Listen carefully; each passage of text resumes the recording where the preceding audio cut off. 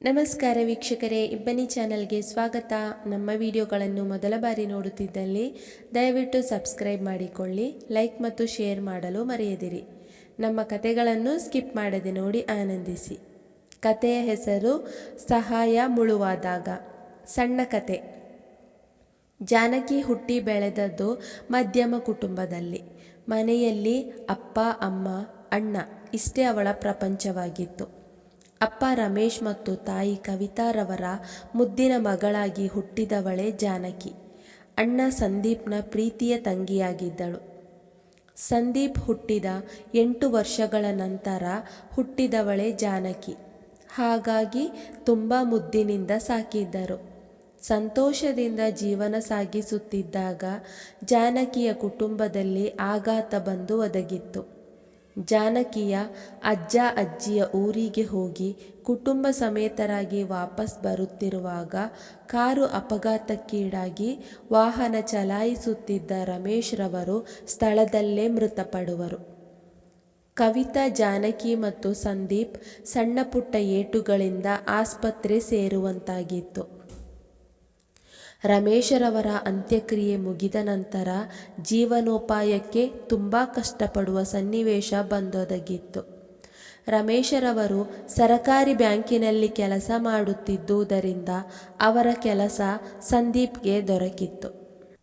ತುಂಬ ನಿಷ್ಠೆಯಿಂದ ಕೆಲಸ ಮಾಡುತ್ತಿದ್ದ ಸಂದೀಪ್, ಅವನು ತಾನಾಯಿತು, ತನ್ನ ಕೆಲಸವಾಯಿತು ಎಂದು ತಲ್ಲೀನನಾಗಿರುವ ಸಮಯದಲ್ಲಿ ಅದು ಯಾವ ಕೆಟ್ಟ ಗಳಿಗೆಯೋ ನೇಹಾಳ ಪರಿಚಯವಾಗುತ್ತದೆ. ನೇಹ ತುಂಬ ಶ್ರೀಮಂತ ಮನೆತನದ ಹುಡುಗಿ. ತಾನು ಬಯಸಿದ್ದನ್ನು ಪಡೆಯಲೇಬೇಕು ಎನ್ನುವ ಹಠಮಾರಿ ಬೇರೆ. ನೇಹಾಳ ತಂದೆಯ ವ್ಯವಹಾರಗಳನ್ನು ನೋಡಿಕೊಳ್ಳುತ್ತಿದ್ದ ಕಾರಣದಿಂದ ಹಣಕಾಸಿನ ಕೆಲಸದ ಮೇಲೆ ಬ್ಯಾಂಕ್ ಕಡೆ ಆಗಾಗ ಬರುತ್ತಿದ್ದಳು. ಯಾರೊಂದಿಗೂ ಹೆಚ್ಚಾಗಿ ಬೆರೆಯದ ಸಂದೀಪನನ್ನು ನೋಡಿ ಅದಾಗಲೇ ಅವನ ಪ್ರೀತಿಗೆ ಬಿದ್ದಿದ್ದಳು. ತುಂಬ ಒಳ್ಳೆಯವಳಂತೆ ಮಾತನಾಡಿ ಅವನೊಂದಿಗೆ ಸ್ನೇಹ ಸಂಪಾದಿಸಿಕೊಂಡು ನಂತರ ಸ್ನೇಹ ಪ್ರೀತಿಗೆ ತಿರುಗಲು ಹೆಚ್ಚು ಸಮಯ ಬೇಕಾಗಲಿಲ್ಲ.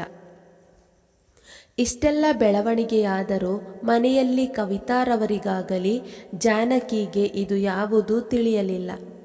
ಹೀಗೆ ದಿನ ಕಳೆಯುತ್ತಿದ್ದಾಗ ಒಮ್ಮೆ ನೇಹಾಳ ಮನೆಯಿಂದ ನೇಹ ಮತ್ತು ಅವಳ ಅಪ್ಪ, ಅಣ್ಣ ಜಾನಕಿಯ ಮನೆಗೆ ಬಂದು ಕವಿತಾರವರೊಂದಿಗೆ ಮಾತನಾಡುತ್ತಾರೆ.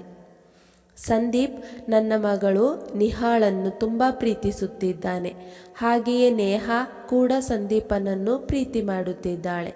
ಹಣಕಾಸಿನ ವಿಚಾರದಲ್ಲಿ ಯಾವುದಕ್ಕೂ ತೊಂದರೆಯಿಲ್ಲದ ಕುಟುಂಬ ನಮ್ಮದು. ಅವಳ ಇಷ್ಟವೇ ನಮ್ಮ ಇಷ್ಟ. ಆದ್ದರಿಂದ ಅವಳ ಮದುವೆ ನಡೆಸಿಕೊಡಿ ಎಂದು ಕವಿತಾರವರೊಂದಿಗೆ ಕೇಳಿಕೊಳ್ಳುವರು ನೇಹಾಳ ತಂದೆ.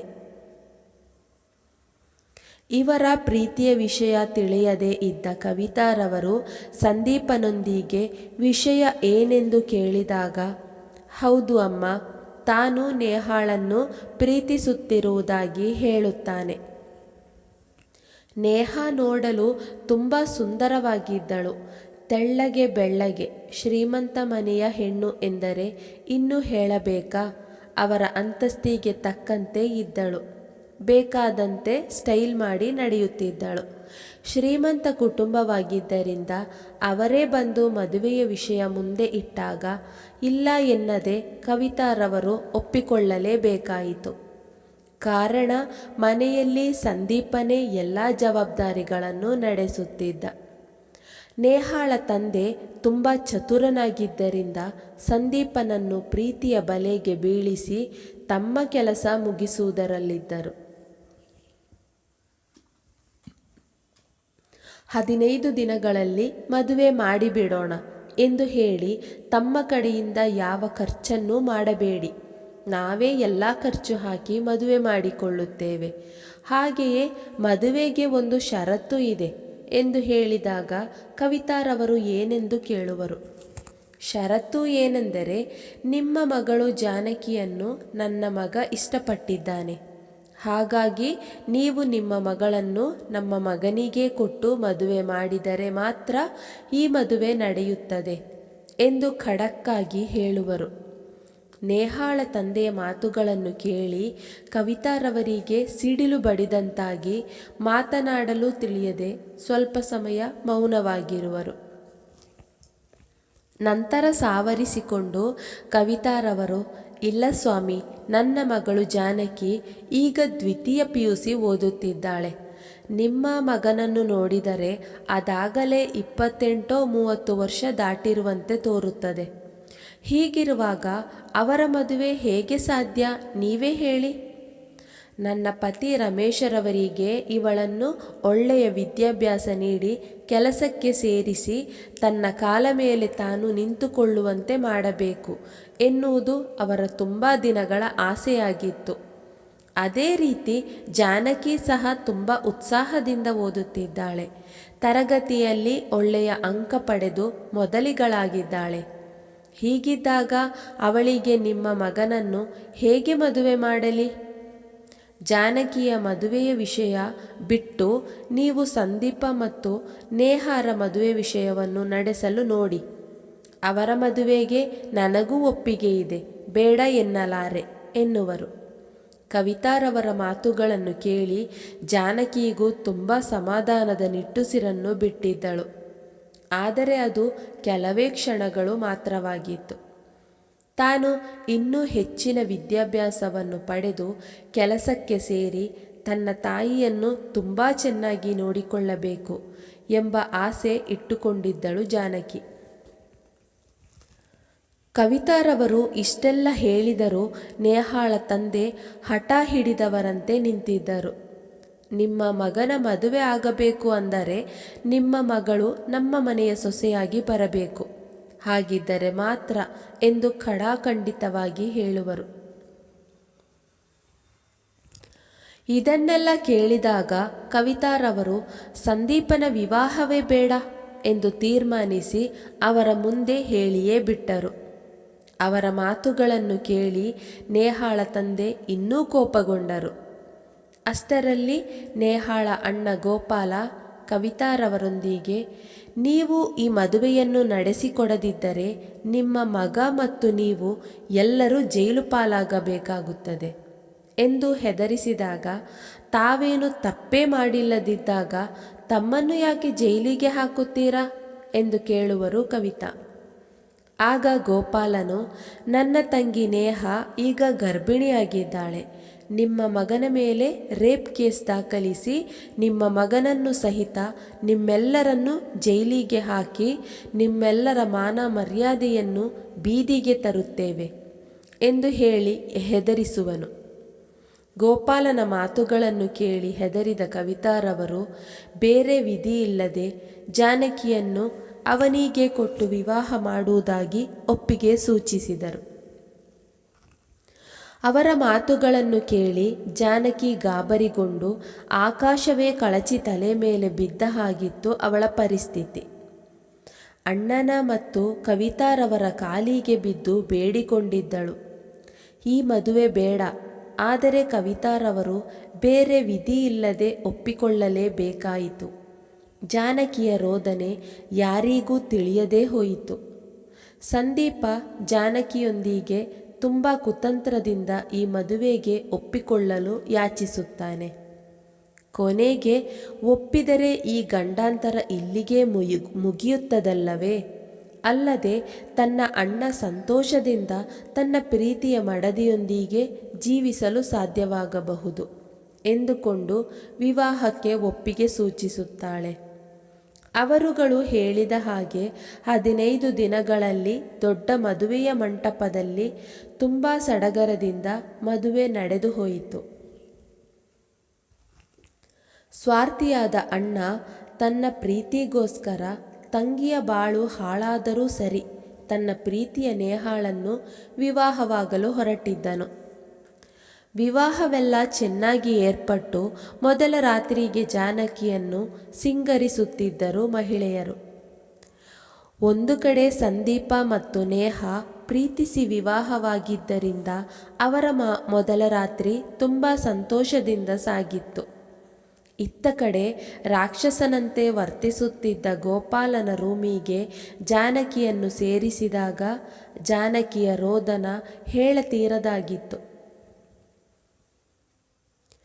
ಜಾನಕಿಯ ಯಾವ ಬೇಡಿಕೆಗಳಿಗೂ ಮಾತುಗಳಿಗೂ ಕಿವಿಗೊಡದ ರಾಕ್ಷಸ ಅವಳನ್ನು ಆಕ್ರಮಿಸಿಬಿಟ್ಟಿದ್ದ. ದೇಹವೆಲ್ಲ ಯಮಯಾತನೆ, ಕೈಕಾಲುಗಳಲ್ಲಿ ಶಕ್ತಿಯೇ ಇರಲಿಲ್ಲ. ದೇಹದ ಮೇಲೆಲ್ಲ ಕಚ್ಚಿದ ಗುರುತುಗಳು. ಒಂದೇ ರಾತ್ರಿಗೆ ಜಾನಕಿಯ ಕಣ್ಣೀರೆಲ್ಲ ಬತ್ತಿ ಹೋಗಿದೆ. ಮಾರನೇ ದಿನ ನೋವು ಸ್ವಲ್ಪ ಕಡಿಮೆ ಇದ್ದರೂ ಮನಸ್ಸಿಗೆ ಆದ ಗಾಯ ತುಂಬ ಇತ್ತು. ಪ್ರತಿನಿತ್ಯವೂ ಇದೇ ನೋವು ಅನುಭವಿಸಬೇಕು ಎನ್ನುವುದು ಆ ಕ್ಷಣಕ್ಕೆ ಅವಳಿಗೆ ಗೊತ್ತಾಗಲಿಲ್ಲ. ನೇಹ ಅದಾಗಲೇ ಮದುವೆಯಾಗಿ ಸಂದೀಪನೊಂದಿಗೆ ಸಂತೋಷದ ಜೀವನ ನಡೆಸುತ್ತಿದ್ದಳು. ಆದರೆ ತನ್ನ ಗಂಡನ ಮನೆಯಲ್ಲಿ ಜಾನಕಿ ಯಾವುದೇ ಸಂತೋಷವಿರದೆ ಕಷ್ಟದಲ್ಲಿ ಜೀವನ ಸಾಗಿಸುತ್ತಿದ್ದಳು. ಆ ಮನೆಗೆ ಸೊಸೆಯಾಗಿ ಮಗಳಾಗಿ ಇರುವುದು ನೀನೊಬ್ಬಳೇ.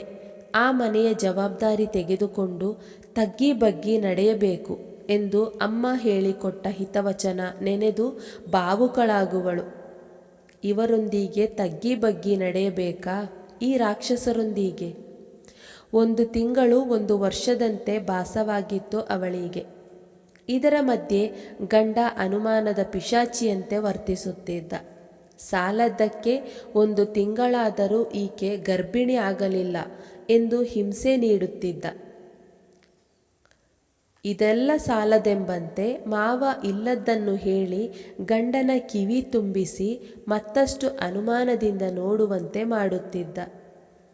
ಜಾನಕಿಯ ಮೇಲೆ ಇಲ್ಲಸಲ್ಲದ ಆರೋಪಗಳನ್ನು ಹೊರಿಸಿ ಗಂಡನಿಂದ ಹೊಡೆಸುತ್ತಿದ್ದ ಮಾವ. ಮನೆಗೆ ತನ್ನ ತಾಯಿಯೊಂದಿಗೆ ಫೋನಿನಲ್ಲಿ ಮಾತನಾಡುತ್ತಿದ್ದರೆ ಅದಕ್ಕೂ ಅನುಮಾನ. ಕೊನೆಗೆ ಇವರ ಚಿತ್ರಹಿಂಸೆಗಳನ್ನು ತಾಳಲು ಸಾಧ್ಯವಾಗದೆ ತವರು ಮನೆಗೆ ತೆರಳಿದಳು ಜಾನಕಿ. ತವರು ಮನೆಯಲ್ಲಿ ಅಣ್ಣನ ಮಾತೆ ಅಂತಿಮವಾಗಿತ್ತು. ಕವಿತಾರವರಿಗೆ ಏನೂ ಮಾತನಾಡುವ ಸ್ವಾತಂತ್ರ್ಯವಿರಲಿಲ್ಲ. ಅವನ ಪ್ರೀತಿಗೋಸ್ಕರ ತಾನು ಈ ನೀಚನನ್ನು ವಿವಾಹವಾಗಿ ಮೋಸ ಹೋಗಿಬಿಟ್ಟೆ ಎಂದೆನಿಸಿತ್ತು. ಅಲ್ಲಿಯ ಸನ್ನಿವೇಶಗಳೆಲ್ಲ ಬದಲಾಗಿ ಹೋಗಿತ್ತು. ಅಲ್ಲಿನ ವಾತಾವರಣಕ್ಕೆ ಒಪ್ಪಿಕೊಂಡು ಎಲ್ಲವನ್ನೂ ಸರಿದೂಗಿಸಿಕೊಂಡು ಹೋಗಬೇಕು. ಅದು ಬಿಟ್ಟು ಇಲ್ಲಿಗೆ ಯಾಕೆ ಬಂದೆ ಎಂದು ಕೇಳಿಯೇ ಬಿಟ್ಟ ಸಂದೀಪ. ನೇಹಾಳ ಅಣ್ಣ ಗೋಪಾಲ ತುಂಬ ಒಳ್ಳೆಯ ಮನುಷ್ಯ. ನಿನಗೆ ಅವನೊಂದಿಗೆ ಹೊಂದಿಕೊಂಡು ಬಾಳುವೆ ನಡೆಸೋಕೆ ಆಗಲ್ಲ. ಅದಕ್ಕೆ ಹೀಗೆಲ್ಲ ಸುಳ್ಳು ಹೇಳಿ ಇಲ್ಲಿಗೆ ಬಂದಿರುವೆ. ಯಾರಿಗೋಸ್ಕರ ನನ್ನ ಜೀವನವನ್ನು ಬಲಿ ಕೊಟ್ಟಿದ್ದೇನೋ ಅವನಿಗೆ ಇಂದು ನನ್ನ ಜೀವನ ಯಾವುದೇ ಲೆಕ್ಕಕ್ಕೆ ಇಲ್ಲದಂತಾಗಿ ಹೋಗಿತ್ತು. ಇಲ್ಲ, ಯಾವುದೇ ಕಾರಣಕ್ಕೂ ನಾನು ಸೋಲಲಾರೆ. ಕಳೆದುಕೊಂಡಿದ್ದಲ್ಲಿಂದಲೇ ಪಡೆದುಕೊಳ್ಳಬೇಕು ಎಂಬ ಸವಾಲು ಅವಳ ಮುಂದೆ ಬಂದು ನಿಂತಿತ್ತು. ಅಂದು ಎಲ್ಲರೂ ಗಾಢ ನಿದ್ದೆ ಹೋದ ನಂತರ ಜಾನಕಿ ಹಿತ್ತಲ ಬಾಗಿಲಿನಿಂದ ಅವಳ ವಸ್ತುಗಳನ್ನು ಇಟ್ಟುಕೊಂಡು ಬೆಂಗಳೂರಿನ ಬಸ್ ಹಿಡಿದೇ ಬಿಟ್ಟಳು. ಗೊತ್ತು ಗುರಿಯಿಲ್ಲದ ಊರಿನಲ್ಲಿ ಬಂದು ಅಲೆದಾಡಿಬಿಟ್ಟಳು. ಮಾರನೆಯ ದಿನ ಅದು ಹೇಗೋ ಒಬ್ಬ ವಯಸ್ಕ ಹೆಂಗಸಿನ ಬಳಿ ಪರಿಚಯ ಮಾಡಿಕೊಂಡು ಸಹಾಯ ಯಾಚಿಸಿ ಒಳ್ಳೆಯ ಮನಸ್ಸಿನವರಾದ ಹೇಮಾವತಿ ಮೇಡಮ್ರವರು ಸಣ್ಣದಾಗಿ ನಡೆಸುತ್ತಿದ್ದ ಆಶ್ರಮದಲ್ಲಿ ಕೆಲಸಕ್ಕೆ ಸೇರಿಕೊಂಡಳು ಜಾನಕಿ. ಆಶ್ರಮದಲ್ಲಿ ಸಣ್ಣ ಪುಟ್ಟ ಕೆಲಸ ಮಾಡಿಕೊಂಡು ಜಾನಕಿಯ ಡಿಗ್ರಿ ಮಾಡುವುದಾಗಿ ಹೇಮಾವತಿ ಮೇಡಮ್ನವರೊಂದಿಗೆ ಹೇಳಿದಾಗ ಇಲ್ಲ ಎನ್ನದೆ ಅವರುಗಳಿಗೆ ಎಲ್ಲ ರೀತಿಯ ಸಹಾಯ ಮಾಡಿ ಓದಿಸಲು ಮುಂದಾದರು ಹೇಮಾವತಿ ಮೇಡಮ್. ಹಗಲು ಸಮಯದಲ್ಲಿ ಆಶ್ರಮದಲ್ಲಿ ಕೆಲಸವಿಲ್ಲದಿದ್ದ ಕಾರಣ ಹಾಗೂ ಅಲ್ಲಿಯ ಎಲ್ಲ ಕೆಲಸಗಳನ್ನು ನೋಡಿಕೊಳ್ಳಲು ಇನ್ನೂ 2 ವಯಸ್ಕರು ಇರುವುದರಿಂದ ಜಾನಕಿಯು ಕಾಲೇಜಿಗೆ ಹೋಗಿ ಬರುತ್ತಾ ಸಂಜೆ ಬಂದು ಎಲ್ಲ ಕೆಲಸಗಳನ್ನು ಮಾಡಿ ತನ್ನ ಖರ್ಚಿಗೆ ಆಗುವ ಹಣವನ್ನು ಮಾಡಿಕೊಳ್ಳುತ್ತಿದ್ದಳು. ಹೇಮಾವತಿಯವರು ತುಂಬ ಒಳ್ಳೆಯವರಾಗಿದ್ದರಿಂದ ಜಾನಕಿಗೆ ಯಾವ ತೊಂದರೆಯೂ ಇಲ್ಲದೆ ಡಿಗ್ರಿಯನ್ನು ಪೂರೈಸಿ MBA ಮಾಡುವಳು. MBA ಮಾಡುವುದು ಅವಳ ಕನಸಾಗಿತ್ತು. ನಂತರದ ದಿನಗಳಲ್ಲಿ ಕನಸು ಕಂಡಂತೆ ಎಲ್ಲವೂ ನಡೆಯುವುದು. ಜಾನಕಿ MBA ಮಾಡಿ ಒಳ್ಳೆಯ ಕಂಪನಿಯಲ್ಲಿ ಕೆಲಸ ಗಿಟ್ಟಿಸಿಕೊಳ್ಳುವಳು. ಯಾರಿಗಾಗಿ ತಾನು ತನ್ನ ಜೀವನವನ್ನು ಬಲಿಕೊಟ್ಟಿದ್ದಳೋ ಅವರಿಂದಲೇ ಜೀವನದ ದೊಡ್ಡ ಪಾಠ ಕಲಿತಿದ್ದಳು. ಗಂಡನ ಕ್ರೂರ ಹಿಂಸೆಗೆ ಬಲಿಯಾಗಿ ಅಲ್ಲಿಯೇ ನಿಲ್ಲದೆ ಜೀವನವನ್ನು ಮುಂದೆ ಸಾಗಿಸಲು ಹೊರಟಿದ್ದಳು. ಕಾಲಕ್ರಮೇಣ ಆಶ್ರಮದಲ್ಲಿ ಎಲ್ಲ ಜವಾಬ್ದಾರಿಗಳನ್ನು ಹೇಮಾವತಿಯವರು ಜಾನಕಿಯ ಮೇಲೆ ಹೊರಿಸಿ ಇಹಲೋಕ ತ್ಯಜಿಸಿದರು. ನಂತರ ಜಾನಕಿ ಆಶ್ರಮವನ್ನು ನಡೆಸುತ್ತಾ ತನ್ನ ಕಂಪನಿಯಲ್ಲಿ ಉನ್ನತ ಸ್ಥಾನಕ್ಕೆ ಸೇರಿದಳು. ಕಂಪನಿಯ ಕೆಲಸ ಮತ್ತು ಆಶ್ರಮದ ಜವಾಬ್ದಾರಿಯನ್ನು ಚೆನ್ನಾಗಿ ನಿಭಾಯಿಸುತ್ತಿದ್ದಳು. ಹೀಗೆ ಒಂದು ದಿನ ಆಶ್ರಮಕ್ಕೆ ಜಾನಕಿಗೆ ಆಶ್ಚರ್ಯವಾಗುವಂತಹ ಇಬ್ಬರು ಬಂದು ಸೇರಿದ್ದರು. ಅವರನ್ನು ಕಂಡು ಜಾನಕಿಯ ಕಣ್ಣುಗಳಿಗೆ ನಂಬಲೇ ಸಾಧ್ಯವಾಗಲಿಲ್ಲ. ಜಾನಕಿಯ ಕಷ್ಟದ ಪರಿಸ್ಥಿತಿಗೆ ಯಾರು ಕಾರಣರಾಗಿದ್ದರೋ ಆ ಮಾವ ಮತ್ತು ಗಂಡ ಇಂದು ತನ್ನ ಕಾಲಡಿಯಲ್ಲಿ ಬಂದು ಬಿದ್ದಿದ್ದರು. ಜಾನಕಿ ಗೋಪಾಲನನ್ನು ಬಿಟ್ಟು ಬಂದ ನಂತರ ಅವನಿಗೆ ಬೇರೆ ಹೆಣ್ಣನ್ನು ನೋಡಿ ಮದುವೆ ಮಾಡಿದ್ದರಂತೆ. ನಂತರ ಬಂದ ಹೆಂಡತಿಯು ಅವಳ ಪ್ರಿಯಕರನೊಂದಿಗೆ ಸೇರಿ ಗೋಪಾಲನನ್ನು ಹೊಡೆದು ಬಡೆದು ಕಾಲು ಮುರಿದು ನಾನು ಹೇಳಿದಂತೆ ಕೇಳಲು ಬಿದ್ದುಕೊಂಡಿರಲು ಆದೇಶಿಸಿದ್ದಳು. ಮಾವನಿಗೆ ಅದಾಗಲೇ ವಯಸ್ಸಾಗಿದ್ದರಿಂದ ಮೂಲೆ ಗುಂಪಾಗಿಸಲು ಹೆಚ್ಚೇನು ಶ್ರಮವಿರಲಿಲ್ಲ. ತಂದೆ ಮತ್ತು ಅಣ್ಣನನ್ನು ಯಾವ ರೀತಿಯಲ್ಲೂ ಕಷ್ಟಗಳಿಂದ ಪಾರು ಮಾಡಿಸಲು ಸಾಧ್ಯವಾಗದೆ ಮಾನಸಿಕವಾಗಿ ಕುಗ್ಗಿ ಖಿನ್ನತೆಗೆ ಜಾರಿದಳು. ನೇಹಾಳ ಅವಸ್ಥೆಯನ್ನು ನೋಡಿದ ಜಾನಕಿಯ ಅಣ್ಣ ಸಂದೀಪ ಏನೊಂದು ಮಾಡಲು ಸಾಧ್ಯವಾಗದೆ ಜಾನಕಿಯನ್ನು ಕಣ್ಣೀರು ಹಾಕಿಸಿದ್ದಕ್ಕೆ ತನಗೆ ದೇವರು ಈ ಶಿಕ್ಷೆ ಕೊಟ್ಟಿದ್ದಾರೆ ಎಂದು ದಿನವೂ ಕೊರಗತೊಡಗಿದನು. ಜಾನಕಿಗೆ ಮಾಡಿದ ಮಹಾ ಮೋಸಕ್ಕಾಗಿ ಅವರೆಲ್ಲರೂ ದಿನವೂ ಕಷ್ಟದಿಂದ ಜೀವನ ಸಾಗಿಸುವಂತಾಗಿತ್ತು. ಗೋಪಾಲನ ಎರಡನೇ ಹೆಂಡತಿಯು ಉಪಾಯದಿಂದ ಆಸ್ತಿಗಳನ್ನೆಲ್ಲ ತನ್ನ ಹೆಸರಿಗೆ ಮಾಡಿಸಿಕೊಂಡು ಇಬ್ಬರನ್ನು ಹೊರದಬ್ಬಿದ್ದಳು. ಕಾಲವು ಯಾರನ್ನೂ ಬಿಡುವುದಿಲ್ಲ. ಜಾನಕಿಯ ಕಣ್ಣೀರಿಗೆ ಕಾರಣರಾಗಿದ್ದ ಇಬ್ಬರು ಇಂದು ಆಶ್ರಮದಲ್ಲಿ ಒಂದು ಹೊತ್ತಿನ ಊಟಕ್ಕೂ ಪರದಾಡಿ ನಿಲ್ಲುವಂತಹ ಪರಿಸ್ಥಿತಿ ಬಂದಿತ್ತು. ಮುಗಿಯಿತು. ಪ್ರಿಯ ವೀಕ್ಷಕರೇ, ನಮ್ಮ ಈ ಕತೆ ಇಷ್ಟವಾಗಿದೆ ಎಂದು ಭಾವಿಸುತ್ತೇವೆ. ಇದೇ ರೀತಿ ಮುಂದಿನ ವಿಡಿಯೋಗಳಿಗಾಗಿ ನಮ್ಮ ಚಾನಲ್ಗೆ ತಪ್ಪದೇ ಸಬ್ಸ್ಕ್ರೈಬ್ ಆಗಿ ಪಕ್ಕದಲ್ಲಿರುವ ಬೆಲ್ಲೈಕನನ್ನು ಪ್ರೆಸ್ ಮಾಡಿ. ಧನ್ಯವಾದಗಳು.